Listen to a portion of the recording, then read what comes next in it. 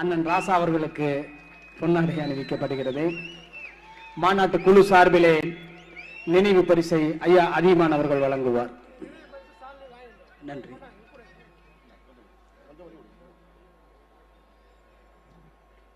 ஆதி தமிழர் பேரவை வெள்ளி விழா ஆண்டில் மிகச் சிறப்பாக நடைபெற்றுக் கொண்டிருக்கின்ற அருந்ததியர் அரசியல் எழுச்சி மாநாட்டினுடைய தலைவர் பெரும் மதிப்பிற்கும் வணக்கத்திற்கும் உரிய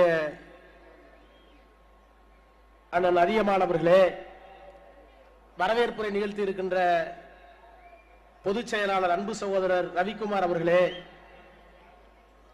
நிறைவு பேருரை நிகழ்த்த இருக்கின்ற தமிழகத்தினுடைய எதிர்கால முதலமைச்சர், இன்றைய சட்டப்பேரவையினுடைய எதிர்க்கட்சி தலைவர், திராவிட முன்னேற்ற கழகத்தினுடைய தலைவர், வணக்கத்திற்குரிய தலைவர் அவர்களே, கொங்கு நாடு மக்கள் தேசிய கட்சியினுடைய பொதுச் செயலாளர் எனது அன்பிற்கும் மதிப்பிற்கும் உரிய அண்ணன் ஈஆர் ஈஸ்வரன் அவர்களே, பேராசிரியர் மதிப்பிற்குரிய சுபவீர பாண்டியன் அவர்களே, அண்ணன் வி பி துரைசாமி அவர்களே, செங்கை குயிலி அவர்களே, மேடையில வீட்டிருக்கின்ற மதிப்பிற்குரிய அண்ணன் கே என் நேரு, ஏவா வேலு உள்ளிட்ட முன்னாள் அமைச்சர் பெருமக்களே, மாவட்ட கழகத்தினுடைய செயலாளர் அன்பு சகோதரர் சிவலிங்கம் உள்ளிட்ட மேடையில வீற்றிருக்கின்ற மாவட்ட கழகத்தினுடைய செயலாளர்களே, சட்டப்பேரவை உறுப்பினர்களே, வருகை தந்திருக்கின்ற பெரியோர்களே, தாய்மார்களே, உங்கள் அனைவருக்கும் என்னுடைய வணக்கம். இந்த மாபெரும் அரசியல் எழுச்சி மாநாட்டில் திராவிட முன்னேற்ற கழகத்தினுடைய தலைவர் அவர்கள் கலந்து கொண்டிருக்கிறார்கள். இந்த மாநாட்டிலே அவர் உட்கார்கிற போது நான் எண்ணி பார்த்தேன், தலைவர் கலைஞர் அவர்களுக்கு ரத்தத்தின் வாரிசாக மட்டும் அவர் இருந்ததில்லை, கலைஞர் கொண்ட லட்சியத்திற்கு வாரிசு என்கின்ற காரணத்தினால் இந்த அற்புதத்தை கொங்கு மண்டலத்திலே அவர் நிகழ்த்தியிருக்கிறார். கொங்கு மண்டல இந்த மாநாட்டில் அன்பிற்குரிய அண்ணன் ஈஸ்வரன் அவர்களும் மதிப்பிற்குரிய அதியமான் அவர்களும் ஒரே மேடையில் அமர்ந்து இடதுபுறத்திலேயும் வலதுபுறத்திலேயும் தலைவருக்கு அருகிலே அமர்ந்து இந்த கொங்கு மண்டலத்தில் ஒரு சமூக நல்லிணத்தை காப்பாற்றி இருக்கிறார்கள், எடுத்திருக்கிறார்கள் என்றால் இதுதான் கலைஞர் காண விரும்பிய தமிழ் சமுதாயம் என்பதை இந்த மேடை உணர்த்தி கொண்டிருக்கிறது. நான் இன்னும் ஒரு விதத்திலே பார்க்கிறேன்.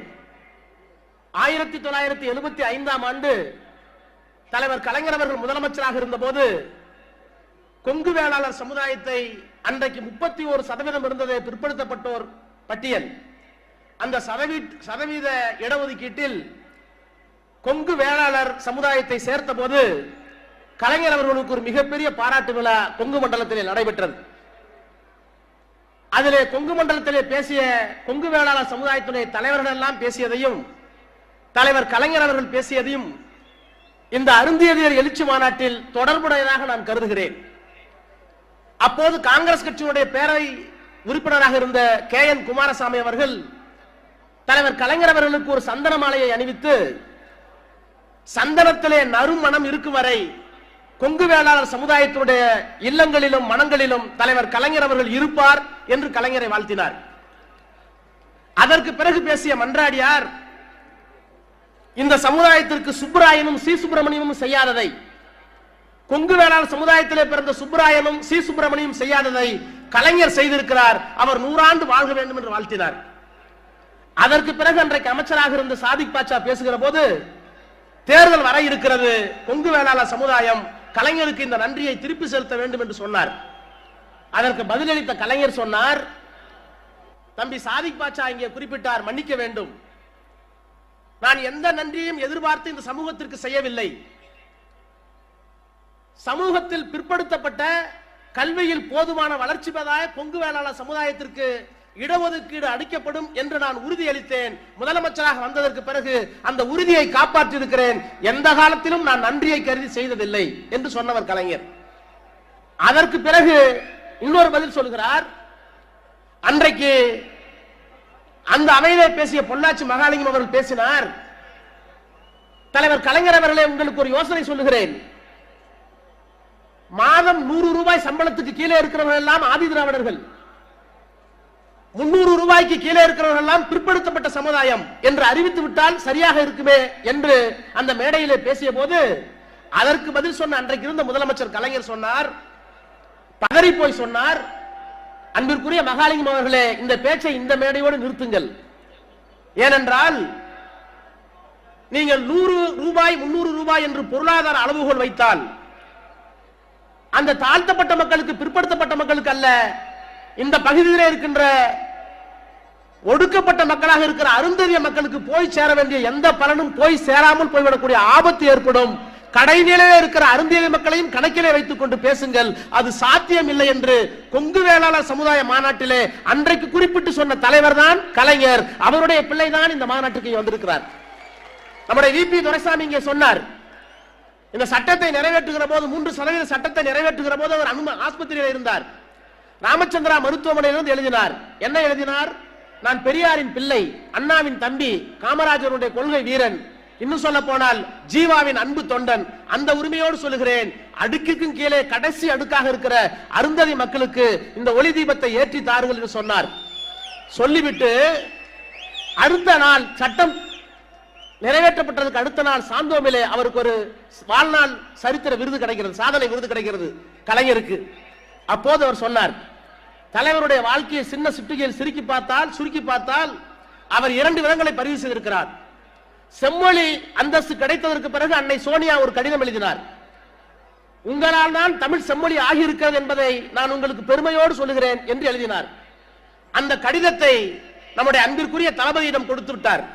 ஏனென்றால் அன்றைக்கு முரசொலியை எழுதினார், இது அன்னை சோனியா கொடுத்த இந்த பாராட்டு, தமிழை செம்மொழியாக நான் தான் ஆக்கிறேன் என்ற பாராட்டு இருக்கிறது, இந்த பாராட்டு என் பிள்ளைகளுக்கு எதிர்கால வாரிசுகள் வைத்து காப்பாற்றப்பட வேண்டிய பட்டயம் என்று எழுதினார். அதுக்கு முன்னாடி ஒன்று சொன்னார், அந்த சாந்தோமில் நடந்த நிகழ்ச்சியை சொன்னார், என்னுடைய வாழ்நாளின் அரசியலுடைய கடைசி அத்தியாயத்தில் எனக்கு பெருமை ஒன்று இருக்குமானால், கடைசி அத்தியாயத்தில் என்னை நீங்கள் அடையாளப்படுத்த வேண்டுமானால் அருந்தியதற்கு சமூக நீதி வழங்கியவன் கருணாநிதி என்று எழுதுங்கள் என்று சொன்னவர் தான் நம்முடைய தலைவர் கலைஞர் அவர்கள். எனவே கொங்கு வேளாளர் சமுதாய மாநாட்டிலே கலந்து கொண்டு அருந்தியதிலே கவலைப்பட்டவர், அருந்ததியர் மாநாட்டிலே கலந்து கொண்டு அந்த மக்களின் கடைசி உரிமைக்காக போராடியவர். ஆக தமிழ் சமுதாயத்தில் இருக்கிற எல்லா சமூகமும் உரிய அங்கீகாரமும் உரிமையும் பெற வேண்டும் என்று விரும்பிய கலைஞர் இந்த மாநாட்டை நடத்த இயலவில்லை. ஆனால் அவருடைய ரத்தத்துக்கு மட்டும் வாரிசு அல்ல, லட்சியத்திற்கு வாரிசாக இருக்கிற நம்முடைய அன்பிற்குரிய தலைவர் தளபதி அவர்கள் இந்த 2 சமுதாயத்தையும் இணைத்து இந்த மாநாட்டை நடத்தி இருக்கிறார். இது வெறும் சமூக வெற்றி மட்டுமல்ல, விரைவிலே வர இருக்கின்ற தேர்தலுக்கான வெற்றியை கொங்கு மண்டலத்தில் இருந்து பிரகடனப்படுத்தி இருக்கிறோம். இதுதான் உண்மை என்பதை இந்த பகுதியிலே நாடாளுமன்ற உறுப்பினராக இருந்தவன் என்ற முறையிலே பதிவு செய்து அனைவருக்கும் என்னுடைய வணக்கத்தையும் வாழ்த்துக்களையும் சொல்லி விடைபெறுகிறேன். நன்றி, வணக்கம். இந்த அரசியல் எழுச்சி மாநாட்டில் எங்களுடைய அன்பான அழைப்பை